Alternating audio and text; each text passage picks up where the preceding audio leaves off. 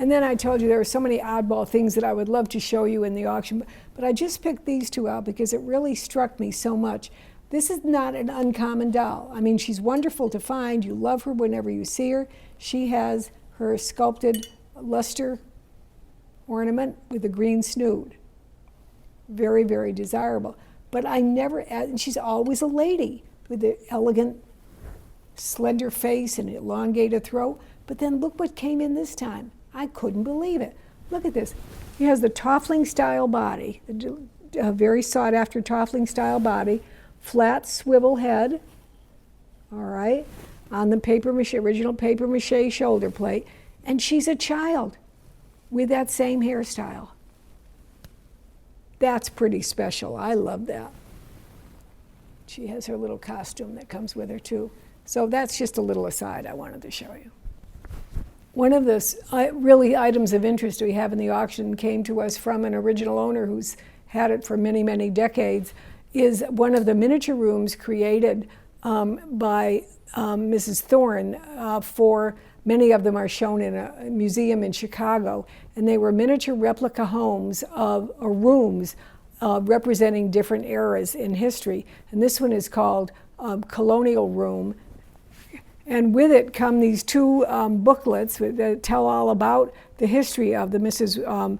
James Ward Thorne, her miniature rooms, and what each one is. And it's a very, very interesting study.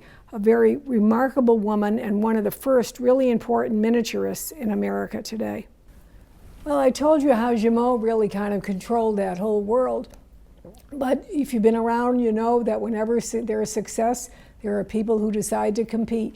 And Jumeau was certainly not alone during those golden years of the French Bébé production, 1880 to like 1895. And there were other companies. Companies like Bru that was there from the very beginning, of course, and in fact, for which Jumeau was not entirely uninvolved. He actually made some of the first kid bodies for the Bébé Bru. He made some of the kid bodies for the first ATs. But here we have a sample of dolls from some of these early firms that I want to show you that are all in this auction. And again, if you end up scrolling online or getting our catalog, which is a gorgeous catalog featuring a Gail Cook collection and dolls from the collection of Marian Falabella and a wonderful museum collection of dolls, you'll find many, many more. Let's start along the top if we could. And on the top, we're seeing two examples of dolls from the Schmidt company, the Schmidt et Fils. The one on the far left, the larger girl, is really noticeable because she has painted teeth, and you very, very seldom ever see it like that. There's almost like a faint smile to her expression as well. I think we've only sold one or two other of these Schmidt models, very, very rare to find. The sister next to her is what's called the pear face model of Schmidt. They didn't have too many different models, and they had the rounded face girl, and then they would have this one with a more elongated face, very lovely. Along the top, we see other dolls by other companies, some large, some small. The third from the left is by the Henri Alexandre company, a company that didn't last long and doesn't seem to have produced too many dolls. Very, very rare to find. Sometimes they're not signed, and this one does have the signature of HA on her, though, and a very expressive, very, very compelling, a very appealing face, in my opinion. Next to her, of course, who would not know, the classic face of the Bébé Leon Casimir Bru, period, with the wonderful little tiny stuck-out tongue tip in the mouth. Everything about this doll is the very classic example of the Bébé Bru Jaune, with beautiful bisque hands. Before the classic example of the Bru Jaune was the Bébé Brevette by Bru, and that's the little girl in the burgundy dress. They're noticeable for, well, a collector came in and saw these the other day, and she said, "Oh, I love that doll." And I said, "Really?" I said, "More collectors seem to like the classic face." She said, "No, this is the face for me. It has such appeal to me because it is so gentle." And when I think about it, When this came out, 1877, 1878, that was the period of those early portrait bébés by Jumeau. And they all have that very gentle face as well. So it was a kind of a child expression that was being sought, was at the time that these were being made. And it has a wonderful appeal. I think personally, for people who want Brou, the Bébé Brevet is opportunity, because it's not in demand as the classic Brou Jaune, and so that makes it less competition for you. If you love that face, go for it. Beautiful bisque hands also on that doll. We have another Brou that is kneeling next to her, and we show her kneeling because this is the Bébé model that was presented by Brou. And again, at a given point, Brou started to realize this kid body just isn't working.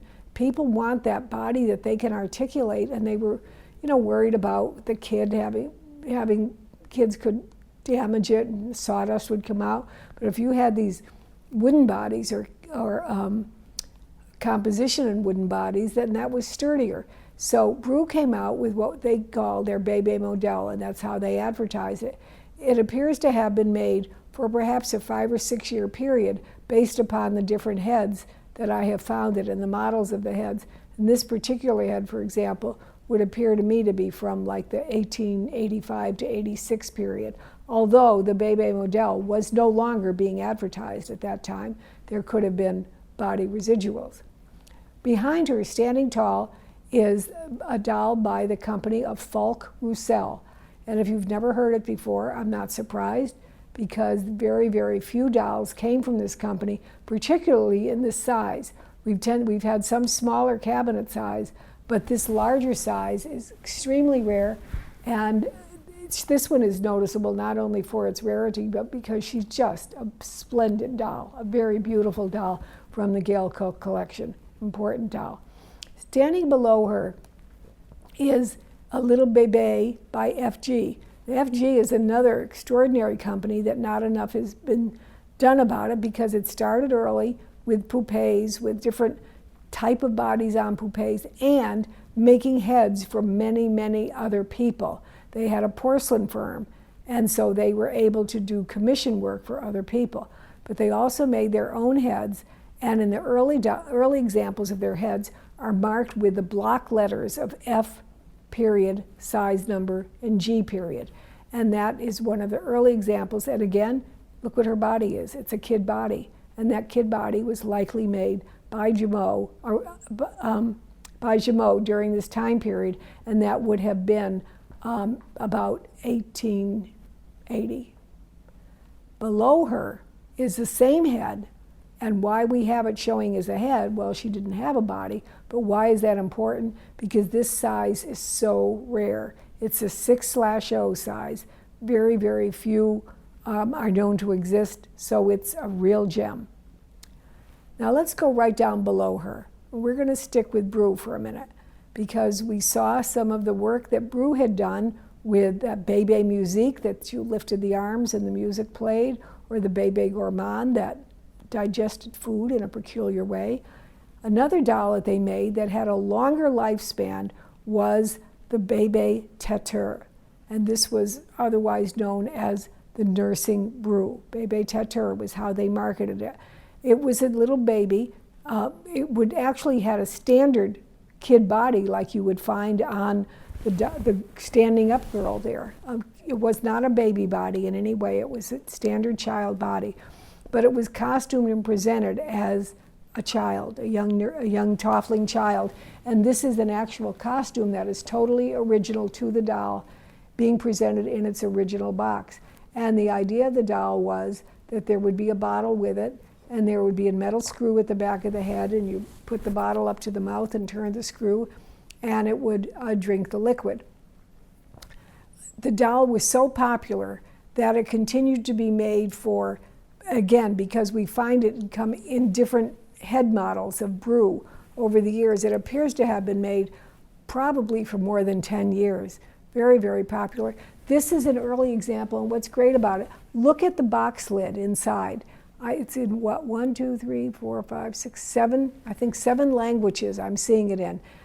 It was sold all over the world an extent of how far, an example of how far the expansion of the brew firm was in their marketing as well as Jumeau. So really interesting historical information there. Next to the brew is an early model of the Jules Steiner Bébé. Now, Jules Steiner had been making dolls for some time. They made their Gigator that I showed you earlier because I wanted you to see the costume. But earlier, before the Gigator even, they would make, they made them in paper mache, and it was more like a toffling baby with a very distinctive kind of loose-limbed body. That same face that was used on that early toffling baby then became used on their very first period of Steiner. And they sometimes will not have any markings at all, but it's a very distinctive look with a very round face, very pale complexion, very desirable doll. As the century went on, other companies jumped in on the making of dolls. And we're seeing other examples along the bottom.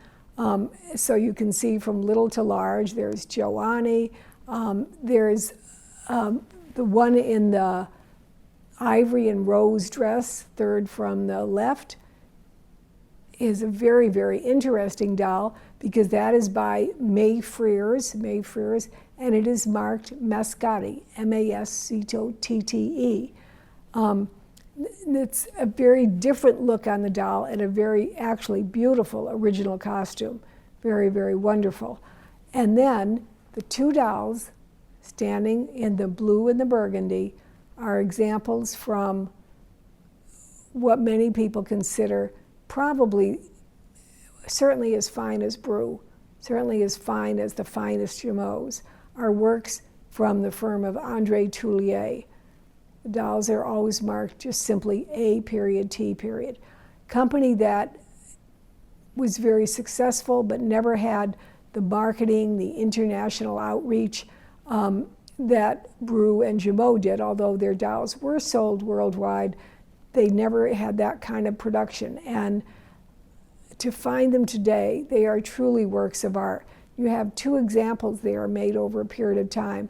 The one on the left in the burgundy is the early kid-bodied Bébé, and once again, that's a body that could possibly have been made by Jumeau in its early days, its original early days, before they began their own production. Kid body, bisque hands, very, very distinctive, a beautiful face.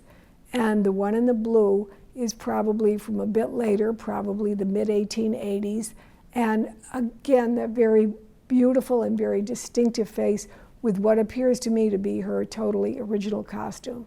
They're really quite wonderful.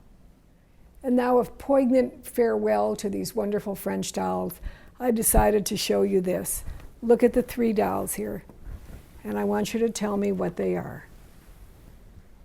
Here is another example of the wonderful AT doll that we have just been talking about with the beautiful works of André Tullier. And yet, look at her cousin standing next to her. This is a German doll made by Kessner, and for really good reason. She is popularly known by collectors as the A.T. Kessner because they are virtually identical. And that is kind of the story of the German dolls. And I brought this little example in as well because this is another example of the A.T. Kessner.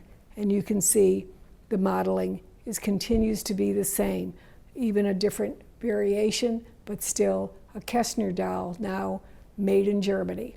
And this is what the French makers had been up against for some period of time. Again, success breeds competition. We talked before about Jumeau and how he, to some extent, lost his initial enthusiasm for his company. He marketed it to the highest regime he could have. He had accolades, he had praise, he had marketing, he had distribution, he had all of the new techniques of manufacturing he could have done. Everything was perfect. And then his own interest dwindled. And that began to impact his company. But also impacting the company was the German doll industry, who saw opportunity. In chaos, there was opportunity. The Germans saw it. And they began to develop their versions of what were the popular French dolls. In some cases, even referring to them as, there was a Bébé Cosmopolite. These were German dolls, but being marketed as though they were French. And it gradually encroached upon the French market, because not only did they, at first glance, appear to be the very same doll, they were considerably less expensive. And they had, unlike Jumeau, who had good marketing methods, most of the other French makers did not. They were smaller industries. They lost their grasp of the market, and the Germans took it over. And I put these 3 examples here, 3 dolls, the 2 dolls that look like almost sisters. It's wonderful, because German dolls are so fabulous in themselves. Sometimes when I have a Sonnenberg doll, I call them Sonnenberg dolls, because that's where the majority of the French lookalikes came from. Sometimes I'm always afraid to put them in a catalog side by side with a French doll, because they look so wonderful, and they're, even today, so much less expensive. But that's a history of dolls. That's our history. And knowing it all and putting it all together in a big puzzle, that's my joy of working with every day. And I try to impart some of that onto you. I don't mean it to sound sad in any way. I think it's knowing our stories, and that's what we're going with.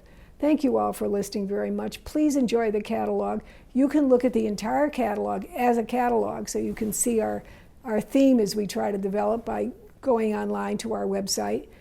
Scroll down to where it says issue, and you'll see a digital copy of the catalog. Or you can just click on the catalog and look at the items lot by lot by lot and read the full story about them. So many wonderful stories to tell. A big thank you to Gail Cook for sharing some of her wonderful collection with all of you. I know so many of you have prized it and seen her dolls at exhibitions and shows over the years. Many of you have been to her home, where she so generously has left it welcoming to people to come and share her wonderful dolls she had and her great vision she has in collecting.